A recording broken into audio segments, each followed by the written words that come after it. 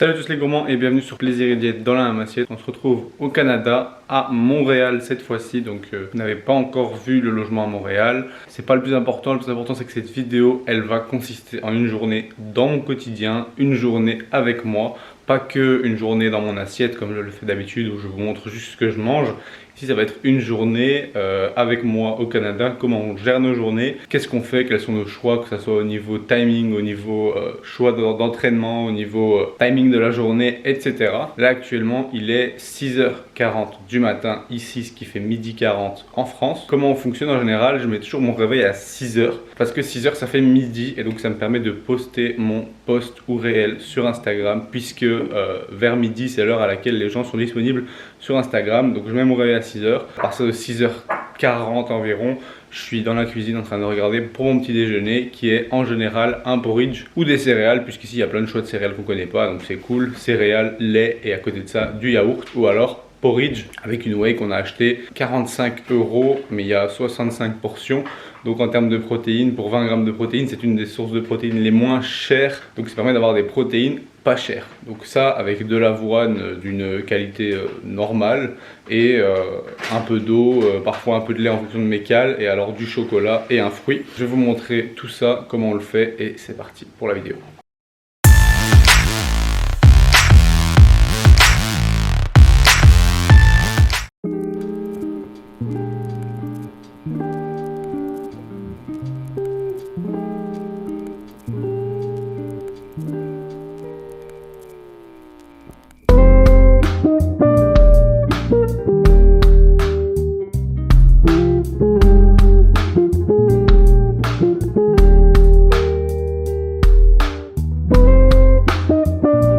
Donc on se retrouve avec le porridge avec 80 g d'avoine, 30 g de whey, 40 g de chocolat noir. Avec ça on a 100 g d'ananas et un thé parce que le café ici c'est de la pisse de chameau. Et alors aujourd'hui, qu'est-ce qui est prévu juste après? J'ai des appels avec les coachés ou alors avec des potentiels coachés qui veulent entrer dans la team, et donc je les appelle pour voir un petit peu si leurs attentes, ce que je vais leur proposer, ça leur satisfait ou pas, et en fonction on voit un petit peu pour les dates de réservation pour un coaching, puisque pour le moment on est déjà à un mois d'attente. Je fais ça le matin et ensuite à 9h30 on va partir à la salle. Donc je vous expliquerai un peu le principe. Il y a un petit bordel avec les salles ici. Quand on était à Québec, vous avez vu sûrement dans les vidéos que la salle qu'on avait était vraiment cool, c'était une salle full Atlantis. Et ici c'est différent, c'est une grande ville, donc les salles sont bien plus bondées, bien plus type américaine.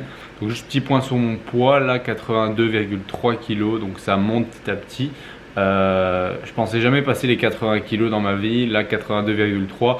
Honnêtement je suis pas aussi sec que je l'aurais voulu, normal étant donné que je suis en prise de masse et que fin avril début mai je commence la prépa pour Men's Physique. Mais du coup l'idée c'est d'arriver à 85 kg, je vais pas vous mentir, le poids sur la balance en vrai je m'en fous un peu, c'est surtout un indicateur, mais le visuel physique est inévitablement en train de se dégrader, on va dire, en train de prendre un peu de gras, et c'est pas agréable. Maintenant ça fait partie du jeu, puisque entre temps je suis hyper performant à la salle, ma récupération est bonne et donc je prends du muscle, et donc totalement intéressant pour l'objectif Men's Physique. Maintenant est-ce qu'à l'année, la prochaine fois, si j'ai plus de compétition, je monterai jusque là en masse grasse? Non, pas du tout, c'est juste qu'ici j'essaye de pousser au max avec le temps que j'ai pour avoir un potentiel musculaire maximal, et après je garderai toujours un niveau physique moins gras à l'année, et je maintiendrai ce niveau là puisque j'ai pas de raison de monter plus haut. Bon allez, je mange mon petit déj, ensuite je fais ces petits calls et ensuite on va voir la salle que je vais choisir ou non et vous expliquer un peu tout ça.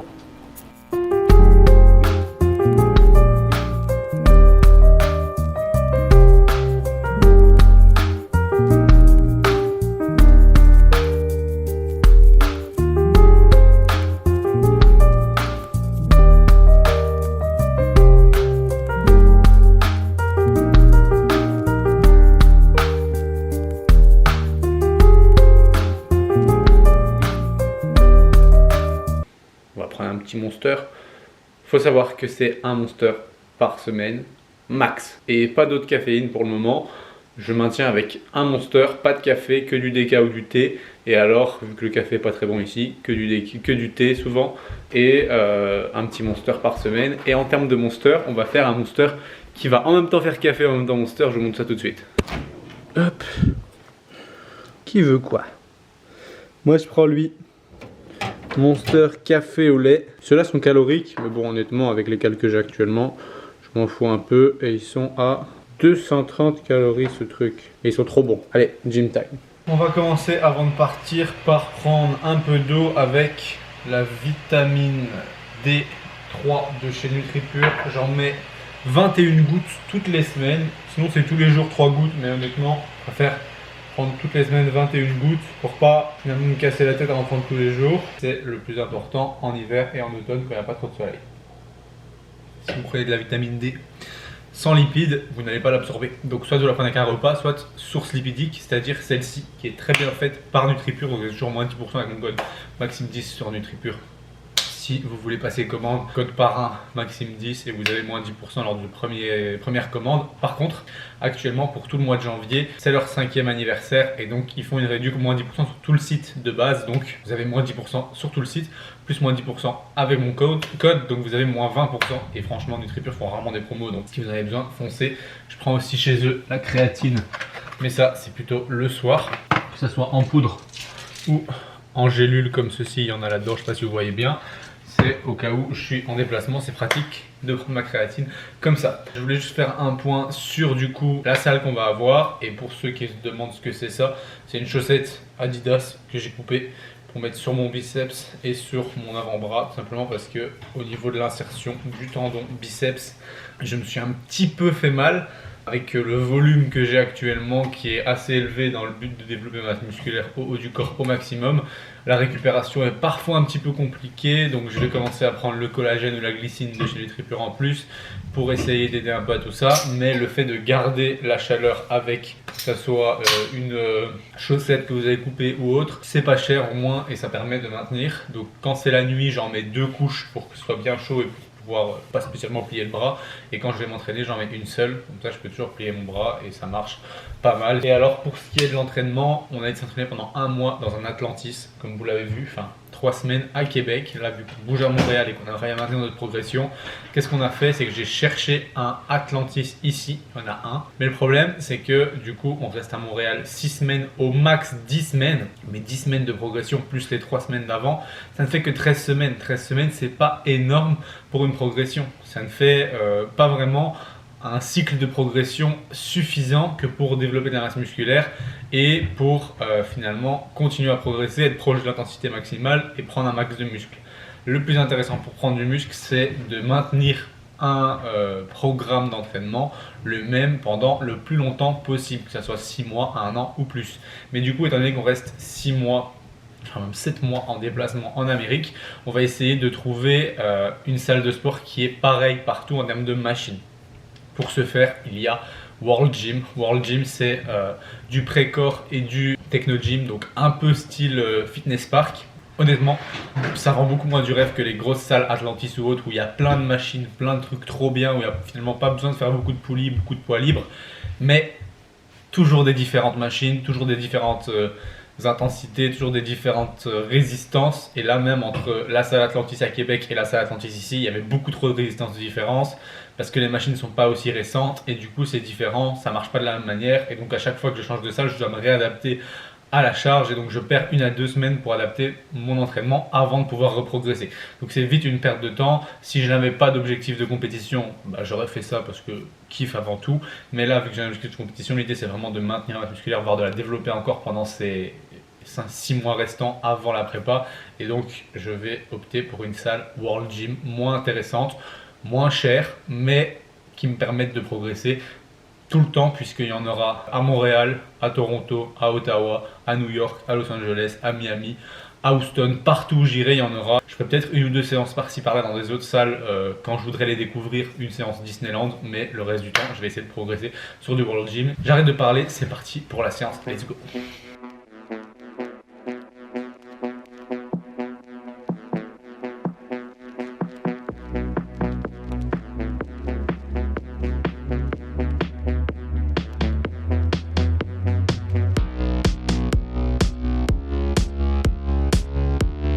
Retour du gym, pas si fructueux que ça, dans le sens où on a été dans un World Gym éclaté sa grand-mère.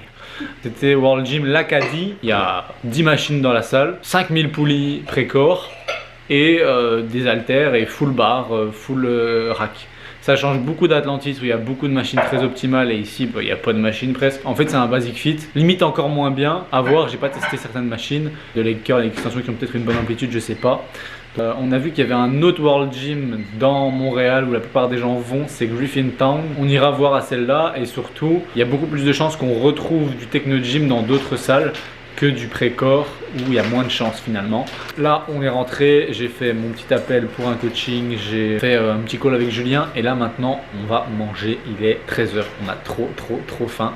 Je crois que je prends de la caféine Monster, j'ai un creux dans l'estomac dès que la caféine retombe. Donc là ça va être nouilles instantanées comme ça, je vais vous montrer. Nouilles comme ça, je sais pas si vous voyez, c'est genre 3 minutes dans l'eau avec des légumes surgelés parce que c'est pas cher et que ça permet d'avoir les vitamines, et avec du poulet et de la sauce soja pour avoir protéines, glucides, pas vraiment de lipides, mais on verra si on prend quelque chose en dessert. Et ensuite on va aller au marché Jean Talon qui est apparemment un marché culinaire, et on va aussi aller faire quelques courses parce qu'il nous manque quelques trucs puisqu'on fait les courses environ une fois par semaine. On aura plus ou moins un budget de 100 € de courses par semaine pour deux, soit 50 € par personne par semaine.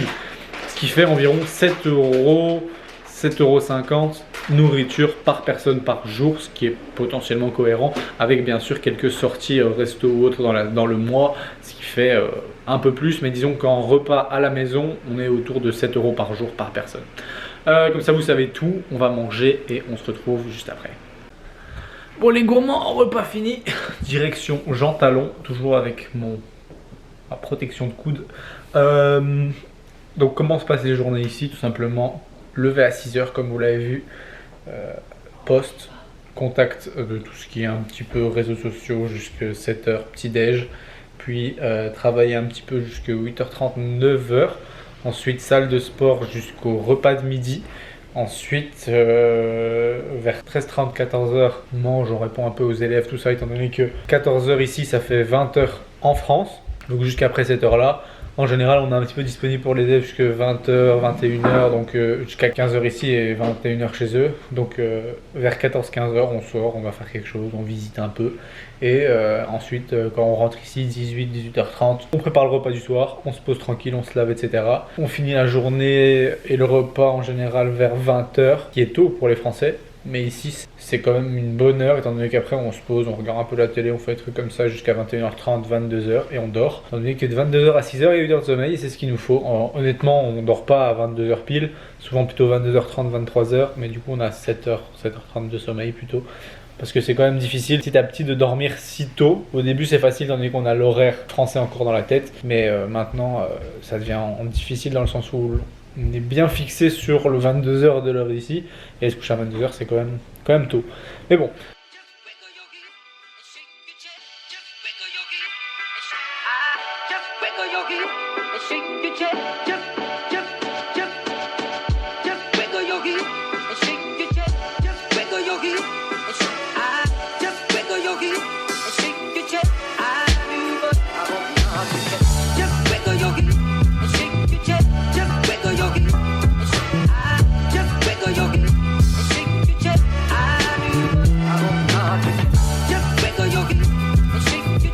On est rentré des courses et on a tout fait à pied. Donc on a eu 25 minutes de marche, on marche pas mal ici. Donc on a pris quoi? On a pris des chips, ceux-là ils sont très cool, c'est des chips galettes de riz. On a Annette, barbecue et ketchup, apparemment les best. On a 3 paquets de crumpets, il y a 6 crumpets dans chaque paquet. Donc ça nous fait 18 crumpets. Un petit stock, c'est pas gratuit ça, mais c'est trop bon avec du cottage. Et du coup en cottage on prend du 4%. Il est vraiment bon, c'est celui qui se rapproche le plus du Danone. Il est à 100 cal au 100 grammes, c'est bien. Et alors on a du fromage blanc, c'est du yaourt. Parce que le fromage blanc ici c'est tellement cher. Ici pour ça on était à 6 $ pour 2 sans taxe. Donc avec taxe ça doit être vers 7 $. Donc ça fait environ 5 € pour 2 pots. Et dedans on met de la whey parce que comme je l'avais dit ce matin, la whey c'est moins cher comme protéine que d'avoir un fromage blanc entier. Ensuite On a quoi? On a ici du chocolat. On prend toujours les chocolats qui sont en promo. Ici, on en a 2 pour 4 $. On a pris des 85 et des au sel, caramel sel. Des sardines à la tomate pour les oméga 3 parce qu'elles sont bonnes et celle-là, il n'y a pas d'arête dedans donc c'est cool. Sardines fumées ici. Ensuite, on a pris un fromage. On prend toujours un fromage qu'on peut râper nous-mêmes parce que ça coûte moins cher. Et que au moins ça nous fait quand même un peu de protéines. Celui-là il a 8 grammes de prot au 30 grammes. Donc il est pas mal, il a genre 25 grammes de prot au 100 grammes. Pour 110 cal, donc 330 cal, c'est bien. Du thé parce que le café est pas ouf. On a quand même pris un DK en poudre au cas où on a envie. Un petit peu de chèvre, un peu en mode crottin de chèvre mais artisan. Donc on est à 14 $ pour un petit truc de genre 200 grammes même pas. Mais on a dit un fromage par semaine pour se faire plaisir. Après celui-là je ne compte pas ça comme un fromage, c'est plus comme un fromage râpé. En céréales on a pris des Vector High Protein parce que c'est sympa le matin et qu'on va goûter. Et alors ceux-là on les a vus dans la pub donc on voulait essayer les mini wheats à la cassonade. Ici quelque chose de pas trop cher, c'est le saumon. Ici on est sur 848 grammes de saumon pour 18 $. Ça fait environ 13 € pour 800 grammes de saumon. Honnêtement, pour 15 € le kilo, c'est vraiment pas cher du tout. Donc ici, saumon, on essaye de faire, on coupe des morceaux, on met au congèle et on mange des petites parts au moins 2 fois par semaine. Une fois sardine ou 2. Et alors ici, de la viande hachée de bœuf maigre. On l'a pas payé cher, on l'a payé 5 $, un truc comme ça, pour 1,1 kg. Donc ça, c'était vraiment pas cher. On a acheté une poêle parce que franchement, les poêles ici, elle a acheté un kit sur Amazon, la meuf du Airbnb. C'est vraiment de la merde, ça colle tout le temps. C'est vraiment des poêles de merde. Vous voyez les poêles un peu grises comme ça. En poêle, en casserole ça va, mais en poêle honnêtement ça fait beaucoup trop collant, même avec de la matière grasse ça colle trop. Donc on s'est dit on va éviter de casser la poêle et de mettre trop de matière grasse, on va acheter une nouvelle poêle. Ça nous coûtera moins cher que toutes les cales que ça nous coûtera de mettre de la matière grasse. 22 $ cette poêle. Des carottes parce que c'est un des légumes les moins chers. De l'ananas d'habitude on en prend parce que c'est le fruit le moins cher ici avec la banane, mais là on en a encore. De l'avoine pour le petit-déj, des capsules pour le lave-vaisselle. Et on a fait le tour pour aujourd'hui pour ce qui nous manque de la semaine. Et alors il y a ce qui nous reste dans le frigo ici, comme je vous disais, de l'ananas, des œufs, la pâte feuilletée, du jus de tomate pour avoir un petit peu de vitamine de temps en temps, une sorte de Schweppes, ça s'appelle Fresca, ketchup, sauce tomate, du lait 1% avec 7 grammes de prot par verre, donc c'est quand même cool, du ketchup évidemment, encore un peu de fromage, du pesto, encore full yaourt cottage, etc. Une confiture allégée en sucre et des légumes ici. Il nous reste courgettes, carottes et kiwi. Parce qu'un kiwi c'est notre vitamine C de la journée, donc on essaie de tabler là-dessus vu que les légumes et les fruits sont chers. Et alors pour finir, je vous ai fait un petit food tour de toute notre maison. On a des légumes surgelés, des fruits surgelés pour les vitamines et pas trop cher. On a encore un bout de saumon ici avec des épices dessus et alors une glace, beurre de cacahuète, mousse beurre de cacahuète à 350 calories par pot. Donc on va goûter ça et on goûtera ça ce soir. Donc voilà, j'espère que cette vidéo où vous êtes à fond dans ma journée, mon quotidien vous plaît quand même. Et si c'est le cas, n'hésitez pas à me le dire. Et à chaque fois qu'on changera de logement, je vous ferai une petite journée dans mon quotidien de coach en ligne. Il est maintenant 16h20. Je vais voir pour peut-être prendre un petit goûter, mais pas sûr, j'ai pas très faim. Et vu qu'on mange tôt le soir et qu'on a fini de manger à 14h, autant vous dire que je préfère manger quelque chose à 18h, un apéro et puis le repas du soir. Je vais voir pour me poser un petit peu, peut-être jouer un petit peu à la Switch, puisqu'on a une Switch ici pour jouer un petit peu avec une petite Switch à des petits jeux comme Overwatch, tout ça avec Julien pour rester un peu connecté avec lui. Et ensuite, on se retrouve pour le repas du soir. Après 2 heures de gaming sur Overwatch avec la team, Plaisir et Diet, un élève, etc. Je me retrouve avec un petit shaker avec 150 ml de lait et 40 grammes de protéines en poudre pour avoir mes protéines, puisque le repas du soir n'est pas hyper protéiné et que j'ai pas eu de goûter encore. Donc là il est 18h goûter, 20h repas du soir et ensuite on va se coucher. Là maintenant je vais faire un petit peu tout ce qui est création de contenu pour les réseaux sociaux, Instagram, réel, etc. Et ensuite repas du soir. Bon les gourmands, ce soir on mange une sorte de petite quiche avec une pâte feuilletée dans le fond. C'est œufs, fromage, courgettes, carottes, oignons et pâte feuilletée dans le fond. Full fat, 52 fat là-dedans et 30 de prot. C'est une recette que Manon a fait. Franchement c'est pas mal, c'est vraiment très bon. En apéritif, c'est bien aussi. Nous, on le fait en repas, mais c'est pour l'apéro, pour quand vous invitez des gens ou un apéro dînatoire, c'est pas mal non plus. Bon, les gourmands, on se retrouve avec les lunettes pour regarder une petite vidéo YouTube parce qu'il est un peu tard pour regarder un film, 21h. Si on met un film maintenant, on va pas dormir à 22h. Donc, petite vidéo. Et avec ça, la glace dont je vous avais parlé à 350 calories, peanut butter, dairy free, donc sans produits laitiers. Et si je vous retourne et que je lis la liste d'ingrédients, la première chose de la liste, c'est celle qui est en plus grande quantité. En gros, dans une liste d'ingrédients, la première c'est toujours celle qui a la plus grande quantité. Première ingrédient dans la liste, eau filtrée. Donc c'est une glace, la base c'est de l'eau. Mais ça ressemble à ça, c'est une sorte de frozen yogurt, un truc comme ça. Et le goût du peanut butter, c'est un goût un peu en mode carton, en mode caramel et café en même temps.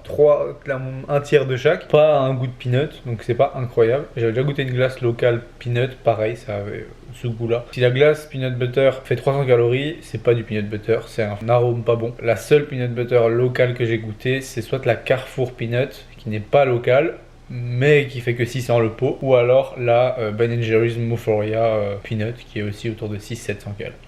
Donc en dessous de 600-700 cal, vous avez rien pour un pot entier. Donc voilà, moi je mange ces petites glaces et je clôture cette vidéo ici. Quant à moi, j'espère que cette vidéo vous aura plu. Si c'est le cas, bien sûr, cliquez sur j'aime et vous abonner. À la prochaine pour une autre recette, une autre vidéo.